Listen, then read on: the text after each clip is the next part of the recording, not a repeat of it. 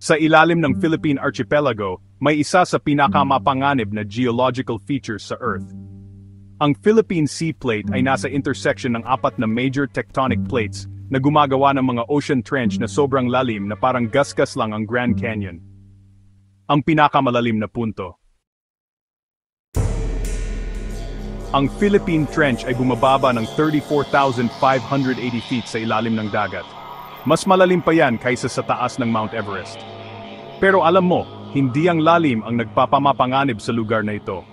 Ito ay nangyayari doon sa matinding dilim, kung saan ang isang napakalaking seksyon ng crust ng Earth ay nagkikiskisan sa ilalim ng isa pa sa bilis na 4 inches kada taon. Ito ay isang subduction zone, at wala pa itong major rupture sa loob ng mahigit 400 years. Ipaliwanag ko kung bakit dapat itong ikabahala ng lahat ng nakatira sa paligid ng Pacific Ocean. Ang Philippine Sea Plate ay halos kasing laki ng India na nasa Western Pacific Ocean. Ito ay napapalibutan ng Eurasian Plate sa kanluran, Pacific Plate sa silangan, Caroline Plate sa timog, at ilang mas maliliit na plates sa hilaga. Kung saan nagtatagpo ang mga plates na ito, may marahas na nangyayari. Hindi lang basta nakaupo ng payapa ang mga tectonic plates. Nagbabanggaan sila, nagdudulasan sa isa't isa, o sa kaso ng subduction zones, ang isang plate ay sumisisid sa ilalim ng isa pa. Ang Philippine Sea Plate ay pinipilit sa ilalim ng Eurasian Plate sa kahabaan ng Philippine Trench at Manila Trench. Ito ay lumiliha ng isang napakalaking fault line na dumadaan sa silangang baybayin ng Pilipinas at nagpapatuloy pahilaga patungong Japan.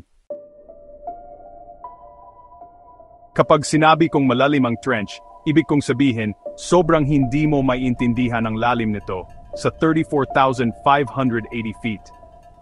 Kung ihulog mo ang Mount Everest sa Philippine Trench, ang tuktok nito ay mahigit 1 milya pa rin sa ilalim ng tubig.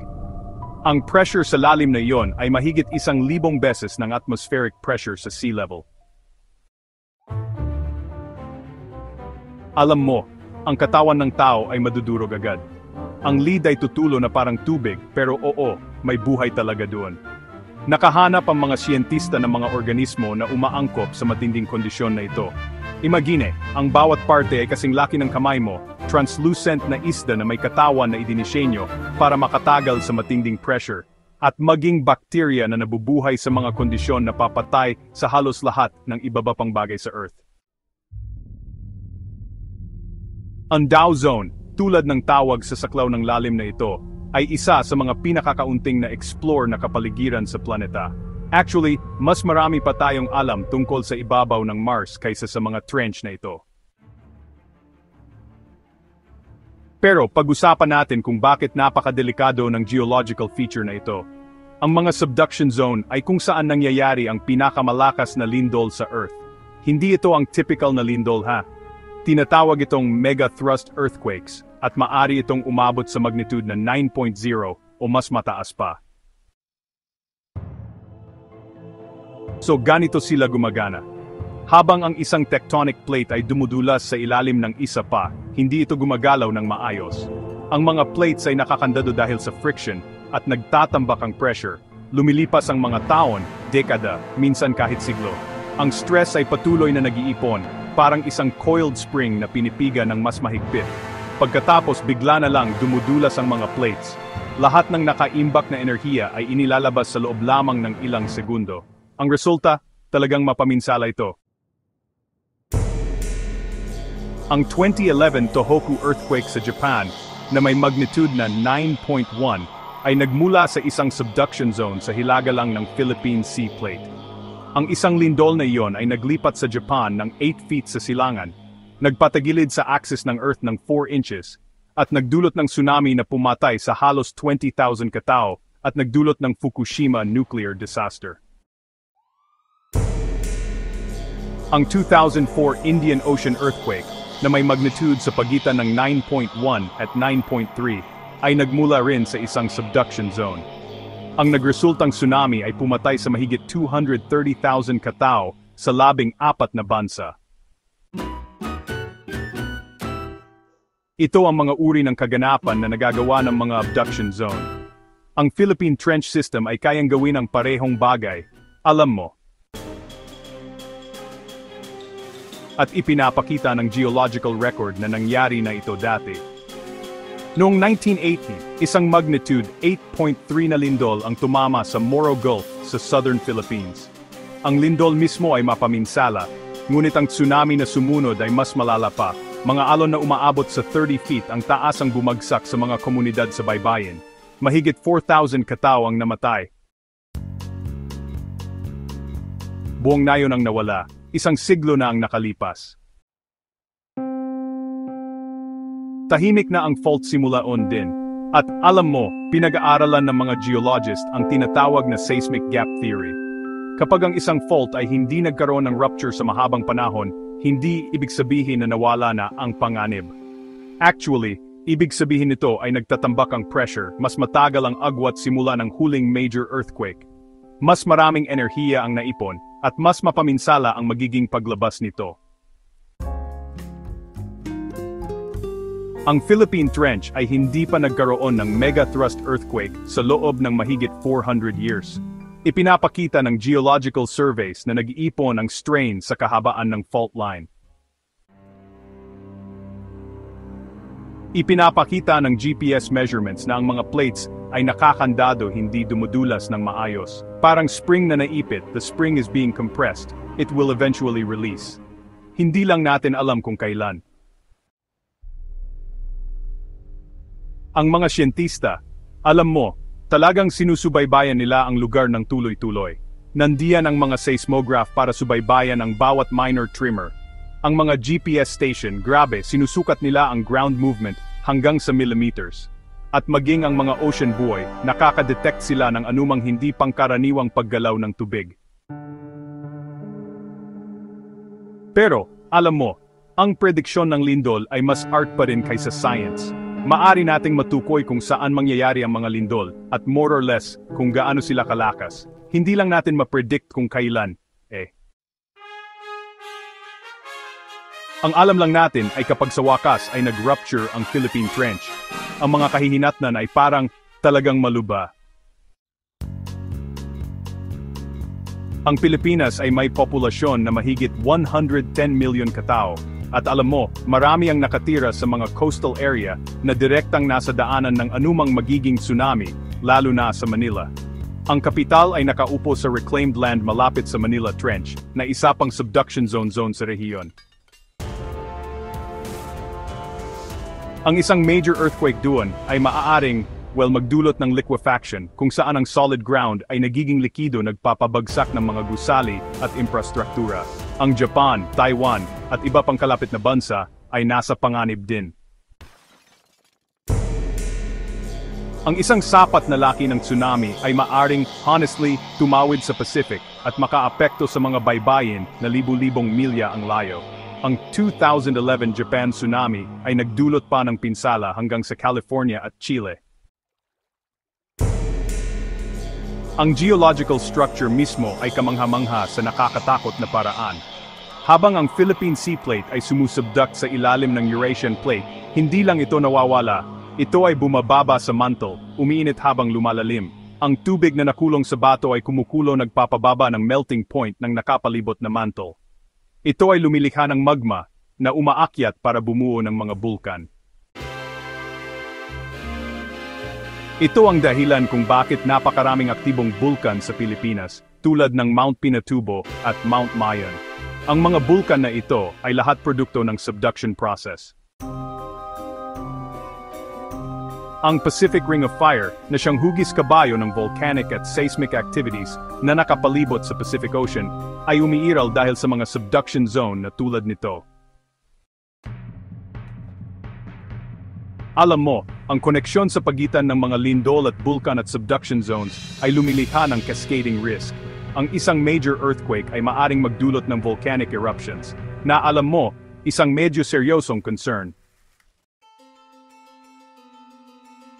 Noong 1991, pumutok ang Mount Pinatubo matapos ang isang magnitude 7.8 na lindol na tumama sa malapit.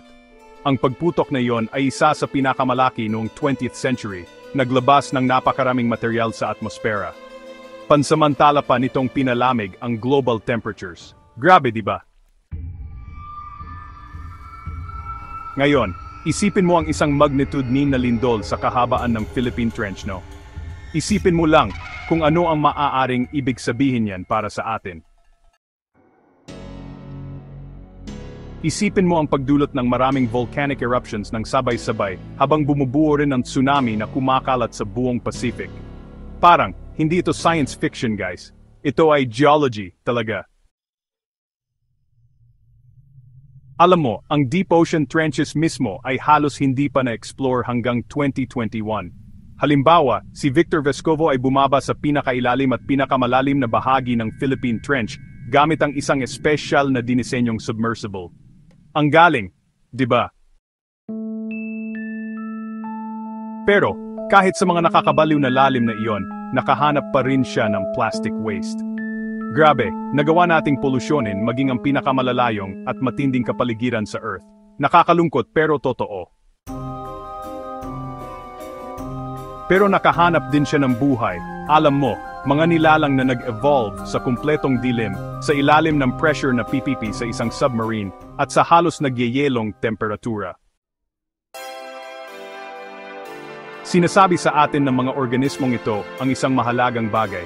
Ang buhay ay umaangkop at ang Earth ay nagtatagal. Ngunit ang mga sibilisasyon ng tao ay marupok. Ang mga coastal city na itinayo sa mga baybayin sa paligid ng Philippine Sea Plate ay hindi adapted para makatagal sa megathrust earthquakes at tsunamis. Ang mga building code ay bumubuti at ang mga early warning system ay ini-install, alam mo. Pero, honestly, mahal ang paghahanda at mahirap sa politika. Talagang mahirap kumbinsihin ang mga tao na gumastos ng pera sa paghahanda para sa isang kalamidad na maaring hindi naman mangyari sa kanilang buhay. Pero hindi pinapansin ng geology ang mga political cycle o budget, di ba? Patuloy na gumagalaw ang mga plates at patuloy na nagtatambak ang pressure. Alam mo, ang tanong ay hindi kung magra-rupture ang Philippine Trench. Ito ay talagang usapin lang kung kailan. Sabi ng ilang siyentista na nasa heightened period tayo ng seismic activity globally. Sa nakalipas na 2 dekada, nakita natin ang mga major earthquakes sa Sumatra, Haiti, Chile, Japan, Nepal, at marami pang iba. Kung ito ay nagpapakita ng tunay na pagtaas o mas mahusay lang na detection at reporting, pinagdedebatehan pa rin yan. Pero isang bagay ang sigurado, ang mga subduction zone tulad ng Philippine Trench ay laging delikado, anuman ang global trends. Kung nagte-take notes ka pa, stop na muna. Ang app na ito ay literal na magre-record, magte-transcribe, at magsa-summarize ng iyong notes. All trends, guys. So ano ang maaring gawin ng maaga, no? Ang mga warning system ay maaring magbigay ng ilang minuto ng abiso bago tumama ang isang tsunami. Sapat na oras yun para makalikas ang mga tao sa coastal areas at lumipat sa mas mataas na lugar, di ba? Talagang gumana ang sistema ng Japan noong 2011, nagbigay ng sapat na oras sa mga tao para makatakas. Ang mga building code na nangangailangan ng earthquake-resistant construction, talagang nakakapagligtas sila ng buhay. Ang mga education program na nagtuturo sa mga tao na makilala ang natural na babala ng tsunami, tulad ng, alam mo, mabilis na pag-urong ng karagatan bago tumama ang alon, ay talagang makakagawa ng pagkakaiba sa pagitan ng kaligtasan at kalamidad. Pero, sa huli, ang pamumuhay malapit sa isang subduction zone ay nangangahulugang pagtanggap ng isang tiyak na antas ng panganib. Milyon-milyong tao ang gumagawa nito dahil wala silang pagpipilian. Ito ang lugar kung saan sila ipinanganak, kung saan nakatira ang kanilang mga pamilya, at kung saan ang kanilang mga kabuhayan. Ang karagatan ay nagbibigay ng pagkain at transportasyon, at alam mo, ang volcanic soil ay mataba. Para sa agrikultura, ang mga panganib ay kasama ng mga benepisyo. Ang Philippine Sea Plate ay patuloy na dahan-dahan hindi maiwasang lulubog sa ilalim ng Eurasian Plate. Ang 4 inches kada taon ay hindi gaanong tunog, pero honestly, sa geological time, medyo makabuluhan ito.